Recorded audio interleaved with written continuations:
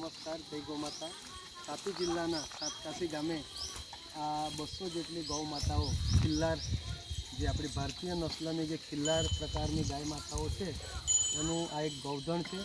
અહીંના ભાઈ શ્રી સાતકાસીના જે છે એઓએ એનું સરસ મજાનું સંવર્ધન કર્યું છે અને સરસ એનો રખરખાવ રાખી રહ્યા છે। આ જંગલમાં ખુલ્લા ભાગમાં ચરે છે, ફરતી ફરતી અને ચરતી ગાય છે।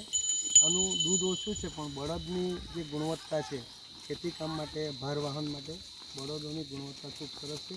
નાની નાની વાછરડાઓ જઈ રહ્યા છે।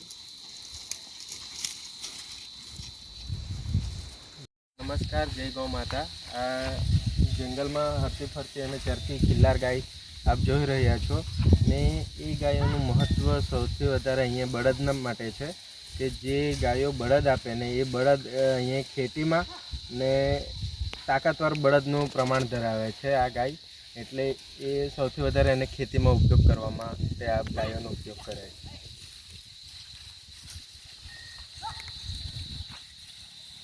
40 ડિગ્રીના ટેમ્પરેચરમાં પણ એ આરામથી હરી ફરી રહી છે, ચરે છે, સૂકો ચારો પણ ખાઈ રહી છે ને એ ગાયોનો આ લોકોનું જે ટોળું છે તો એ ગૌધનમાં એ લોકો દૂધનો ઉપયોગ નથી કરતા ને એ ગાયનું દૂધ પણ નથી કરતા। જ્યારથી વાછરડું જન્મે ત્યારથી વાછરડું એનું માનું પૂરેપૂરું ધાવણ ધાવે છે ને એનો સારા એવા બચ્ચા ઉત્પાદન થાય છે।